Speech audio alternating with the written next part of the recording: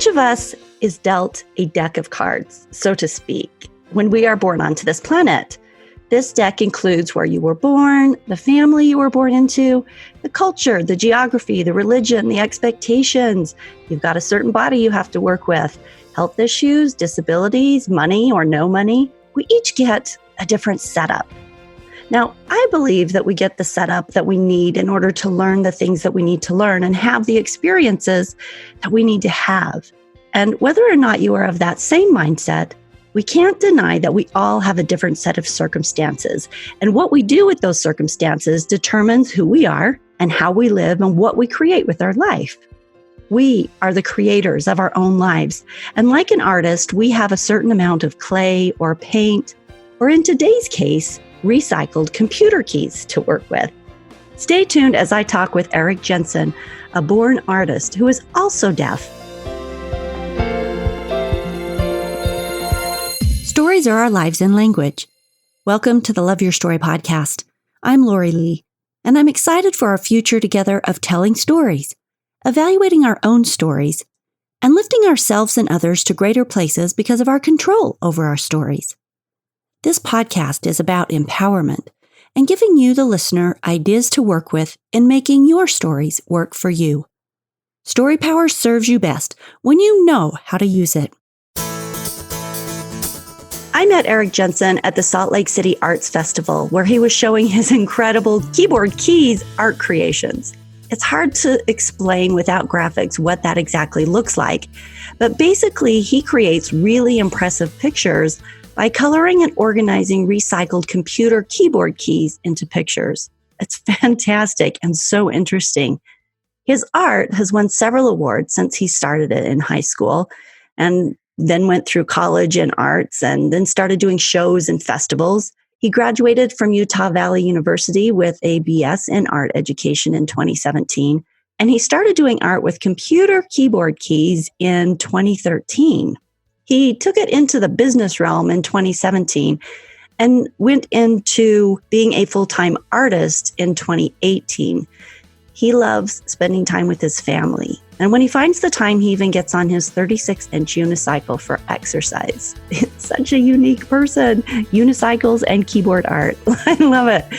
His productive and artistic life is built from his specific deck of cards. A supportive mom and teachers, his artist's eye, being deaf, and learning how to hear and talk and sign.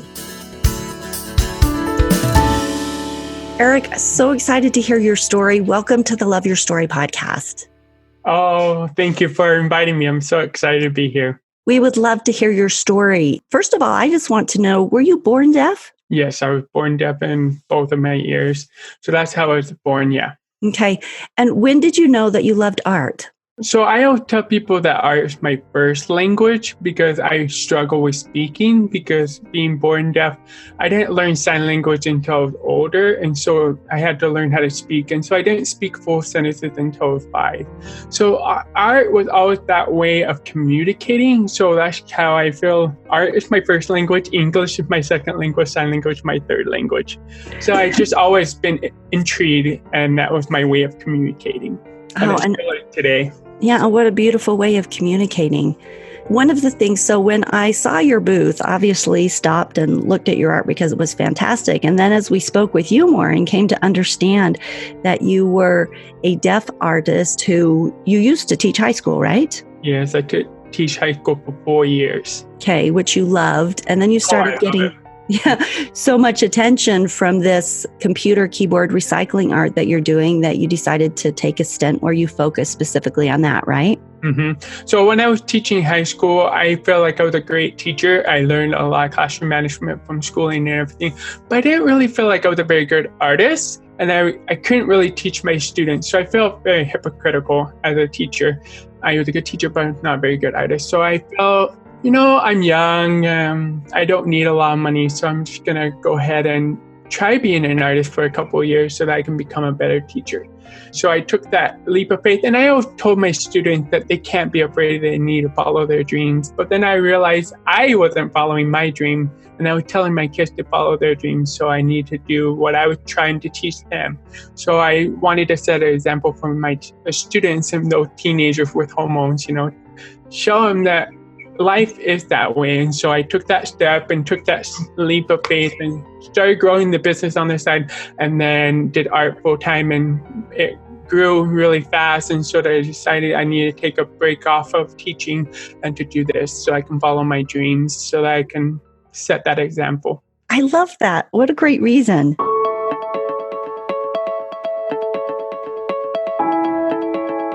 Tell me how your deafness has affected your art. What kind of challenges has that posed for you? Well, as a young child, art was always my way of communicating. I was successful at it, and people would always be like, oh, you're good at it. But then when I tried to speak, my speech was terrible. And my speech is okay. I still have an accent, but I've been doing speech therapy for years. I did like 5 years growing up from young age, 2-3 years old, all the way up until probably 10 to 11. And then when I got my implant, when I was 13, I had to do speech therapy all over again because it messed up my hearing. And so I had to do it all over again. So I did so many years of speech therapy, and so many people criticized or corrected my speech. So it was always really frustrating that I was the dumb kid. I was not smart enough. I was not good enough. I would never be normal. And so art just made me feel normal, whereas speaking, I never felt normal. And so I decided that with my art and with my teaching, I can help people understand that they can be normal. And it's not about being the same, it's about being different and using that to make the difference. That's kind of what I've learned in my life and with the arts and with my deafness, is that it's okay to be different. That's what makes you better. And so I kind of embrace that deafness, and I love it now. Like, I view it as an ability, not a disability. It's a great thing, and I love it. And then whenever I see somebody using something that have challenges, health problem, mental, whatever, and they're using it for good, I'm always so excited. And that's kind of what I've tried to stand for. That's a powerful message. Your challenges should help you rise, not bring you down. This is a quote from you. How have you used your challenges to help you rise? So just the same thing with deafness and with like writing unicycles with art. I've always believed that life is too short to be normal and to be, try to be like everybody else. You need to rise up and be different, and it should rise you up. And so I kind of taken that true to my heart, that I've always tried to stand out. With my computer key, it's totally different. I'm the only one that's doing it. And with my deafness, with unicycling, I've always found interest in things or what nobody's doing. And I've always loved that. And so that's kind of what I've tried to do in my life. And people do different things. I might do it, that's, if nobody's doing it, then do it, because that's kind of how I want to pave that way. And so that's kind of where I've always, so it should lift you up. What's the response that you get from people when you do this, just your own unique type of being? Do you get any type of negative response? Oh, all the time. Yeah. I get a lot of people that are very negative about it, but that's just, that's the world. And I don't listen to them because they really obviously don't understand where I'm coming from, and they don't know the story. And so I just say, whatever, they really don't understand. But those people that do understand and they're inspired by it, I'm inspired too. And we can inspire each other, and we can raise both ourselves up. And so I try to do that. So I don't listen to those negative. Everybody's going to get them. And you can choose if you want to listen to them or not. And I decide not to. Yeah, because I go viral a lot because of my unicycling is very different. And my keyboard art, I go viral a lot. So I get millions of views, and I get millions of comments of different things about me, and negative and positive. And I just realized, you know what? I'm not going to ruin my life over those negative. Maybe those 10 people out there, they're just negative people, and that's just their choice. And I'm just going to be okay with it, and I'm going to try to inspire. So I have to go through millions, and I might get 10 people that are negative, but I can help thousands and millions of people, inspire them. And I'm more interested in that. So I just... You're right. There will always be the haters, and there will always be the people who have their own spaces of broken and are in that place where they want to pull other people down. And there's nothing that you can really do about it. So your wisdom in choosing right off the bat to say, I'm just not going to let that in. And then you spend no time. It bothered me, but then once I became viral multiple times, I realized, you know what? They really don't understand their story, and they really are missing the point of life. I'm just trying to inspire them, and I'm just trying to, just trying to help the world be a better place. And if you obviously don't see that, then you're really not getting it. So it really doesn't matter. And I'm not trying to get to you. I'm trying to get to those that we can help each other. And none of us can reach everybody. Everybody has their own tribe and their own people that are vibrating on the level where they're at. And those are the only people that we can ever reach. So it's just kind of a mindset of knowing that the people who need what you have to give are going to recognize and take it. And the other people, there just has to be a space where they, we allow them to be in their own. Yep, beautifully. So in talking with you, I learned that early on in your story, you indicated that you were rejected from an education program, but you fought it. Tell us a little bit about that story. So I did a lot of art. I had a full ride scholarship for the arts in the Utah Valley University. So I went there, I started doing my generals. I decided I wanted to do art education. I love teaching, I love education. So I applied for the education program, and they rejected me. And I was like, wait, what? And they rejected me because of my so-called test scores, and they were not good enough, and that my English was so-called not good enough. And I was kind of bothered by that my old test scores that were old, they were 5 years old, that they were grading me on that test score that was taken 5 years ago. And that I've been taking all these English classes in college, trying to improve my English skills because of my English is my third language. So you have to learn it. And so it took me a while to learn it and to understand it, but I was capable. I could write papers, I could read, I could understand, I could articulate myself. And so I applied, they rejected me. So I was like, that's just silly, that's ridiculous. So I fought them. So I emailed the dean of the education program, and I said, I'm going to meet with you. You have to meet with me. So I sat down, I went to her office, I had a letter of all these different reasons why they shouldn't reject me. I said, this is ridiculous. You're rejecting me, da da da da. And I just laid it out for her. And I was like, that is stupid. This is ridiculous. So she's like, oh, well, we can't let you in the program, da da da. So I was like, no, what do I need to do? So I let her, and I said, we're going to fight this. So she let me talk to the board of directors and all that stuff. So she talked with them, and she came back a week later, and she said, actually, we're going to put you on probation for a semester. You can come into the program, but we're going to put you on probation if we don't think you can do it. And I was like, okay, whatever.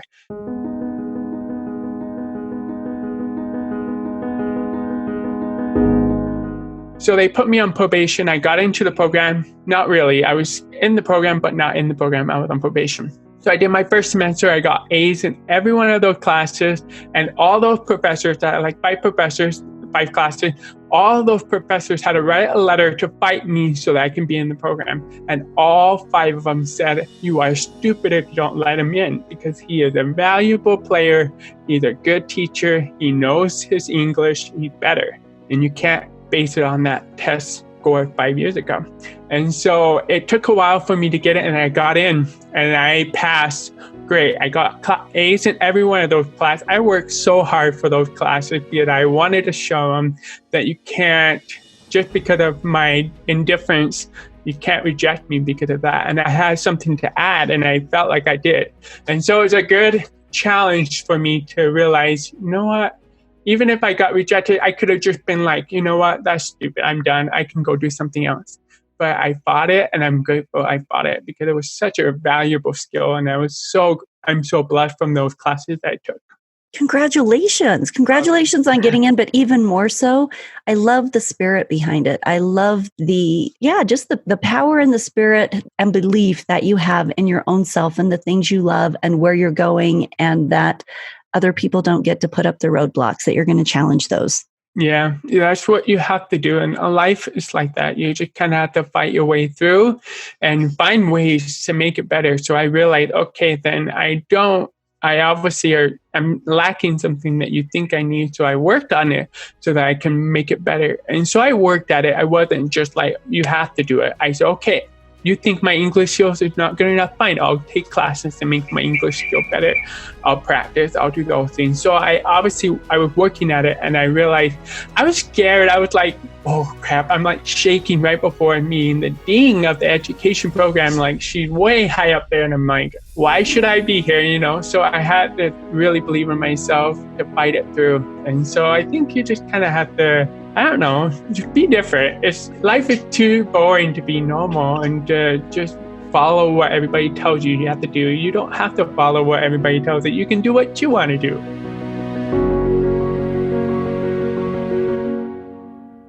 We have a limited amount of time here on the planet, and we are drawn towards certain things that make us happy.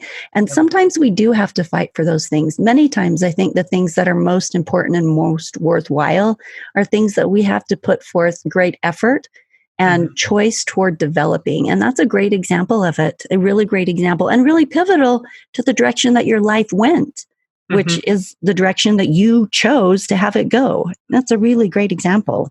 Thank you. So why computer keys? Let's talk about your art for a minute. I can talk about it all day. It's just so much fun. So back in art school, I had an assignment the professor gave me. He gave us a sculpture assignment. He said, you need to take something that people don't want and make it into something they want. So I had an old keyboard, and I was like, well, I really don't want that. So what am I going to do with it? So I took it apart and made a little sculpture, and my professor was like, that's the coolest thing. I've never seen anything like that. And when I hear I've never seen anything like that, I'm like, ooh, this is interesting. So I started playing with the idea. I started reaching out to people and say, hey, you have old keyboards, And I started researching it to see if there was anybody else doing it. And nobody was making art out of keyboards. I'm like, this is fun.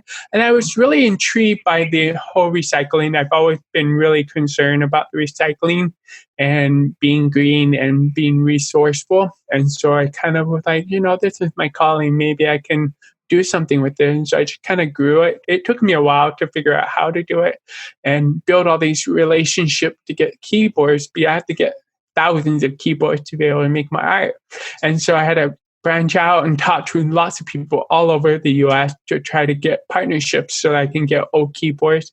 And then I take all the beige ones and soak them in dyes. I have a secret dye that I invented. It took me about a year and a lot of money to invent. Don't ask my wife how much I spent on that dye process. But anyway, so I worked on that and I made all these different colors, and then I started doing pixelation. I was like, oh, pixelation. Everything we look at, I'm inspired by that pixelation. Our phones, our TV, everything is a form of pixelation, that we're so drawn to that. And so I just started playing with that, and I just started growing it, and people were really intrigued by it. And I was really fascinated by how people were responding to it, that young people that were 10 years old could respond to it, and old people could too. And so it's just really, and it was so, the emotions I was getting from it was so interesting. I had some people who would come up and be like, oh no, I cannot look at this. I look at a computer all day and I hate computers. They're so stressful. Oh no, I just can't do this, and walk off, and like, they just can't look at my art. But then I get people that just can't not touch it. Like, they just want to touch it all day long. And so it's really funny to see the response. And as an artist, that's what we are driven to see response, how people react with our art and to evoke feelings and those kinds of things. So it's just been a really fascinating journey for me. And so I just kind of play with it and just kind of stuck with it. And it's also been a really good challenge to work it all the way through. Because I've taken something that nobody's done, or I can't just ask Google search and say, how do I make a computer key art? Because nobody does. So I had to go to plastic fabricators, go to plastic people, go to keyboards, I had to go to all these people to talk about it, And so it's just a fun journey to talk with so many people to build this art. And so there's so much history behind it. And so there's so much to it. It's just been really fun.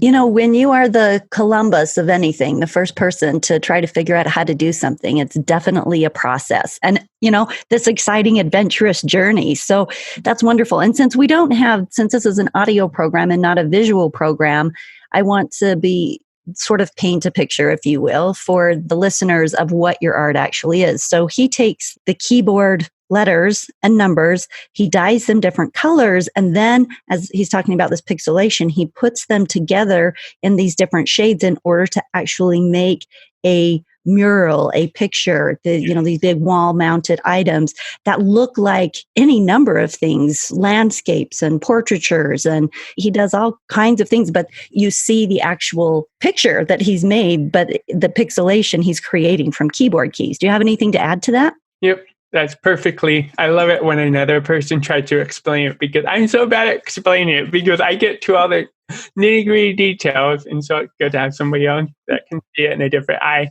Well, he's very talented. If you ever see him out there at an art show, you'll know exactly who he is because he's the only one doing it.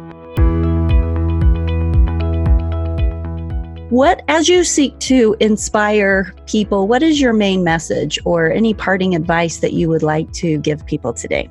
Just like I said, life is too short to be boring and normal. I challenge you to try something different today. Be different is okay, and embrace that different because that different is an ability, not a disability. And if you live that way, it's so much better. And just accept it. People are going to be negative. Some people may be negative towards it, but that doesn't matter because we're not trying to please everybody. Yeah, that's not the point of life, is to make everybody happy. Because nobody can make everybody happy. That just doesn't happen. Even like the most famous person, Bill Gates, has some people that hate Bill Gates and people love Bill Gates, right? He has both. So Bill Gates is a great guy. Some people think he's negative. Some people don't like him. Whatever. It doesn't matter. So you cannot please everybody. And so I just say, try something different. Embrace that different instability. So that's my parting advice. Hey, I'm giving you a standing ovation. Thank you. Yeah. Thank you, Erik, for being on the podcast today, for sharing your insight and your uniqueness, and reminding us all how important it is to create the life that we want on purpose because we can. It doesn't matter what anybody else wants or expects of us. We should do what brings us alive. Yeah, it's scary when you try to do something different and you don't know. And I've always been scared. I'm like, well, am I doing the right thing or am I being silly or stupid? But it's okay.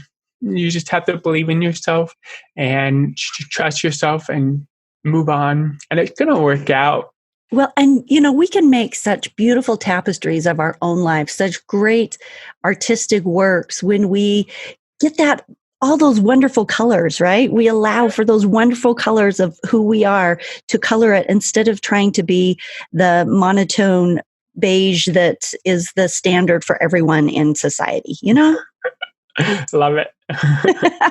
Have a good day. Okay, take care. At my house, we play Monopoly Deal a lot. This is Monopoly with cards. It's actually a lot of fun. But every hand is, of course, a different set of assets and chance cards and money and opportunities to create with. But what you do with those cards determines if you win or lose.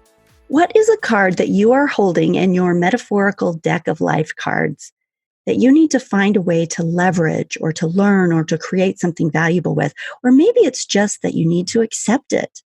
Erik had to work with a deck of cards, and one of those cards was being deaf. I love talking to him and the realization that he didn't let this card hold him back at all. In fact, it catapulted him into a space of accepting all of the unique things about him and capitalizing upon those to live a life of color and balance and choice. His choice to not let this unchangeable card hold him back has made all of the difference in his life. Your challenge this week is to take stock, to find a challenging card in your hand or a colorful card or something that you've kind of been just holding on to in the background, and play with some ideas of learning or leveraging this card or just letting this card get loud and front and center in a way that supports the life that you want. Could it be learning from the cards that you've been dealt? Could you be gaining empathy and understanding from some difficult card? In episode 83, you'll remember Wendy Garrett, who was in an auto scooter accident where one of her legs was paralyzed. But instead of making a home in victim land, she found joy in getting involved in the world's 7 largest marathons and having experiences that she would not have been able to have any other way. She was dealt this deck of paralysis of one of her legs. And instead of being in that hard space where it was something that now she couldn't do what she used to do because she was a gymnast before, instead she took that card and she made something powerful with it. And she got to travel all over the world and have these experiences of competing in these marathons in the disability category. That's just an example. What does your deck look like? How can you find joy and life satisfaction, even from the tough cards? And how can you celebrate the beautiful colors that are a part of you and see them as assets rather than disabilities? Share this podcast with someone you love and leave us a review on iTunes or wherever you listen. We would appreciate that if you're enjoying the show. We'll see you next week on the Love Your Story podcast. And remember, you can always go to the website, loveyourstorypodcast.com, for any of the back episodes. We're at well over 150 now. And each one of these interviews holds some fabulous inspiration and empowerment ideas. So use them and share them and have a wonderful week.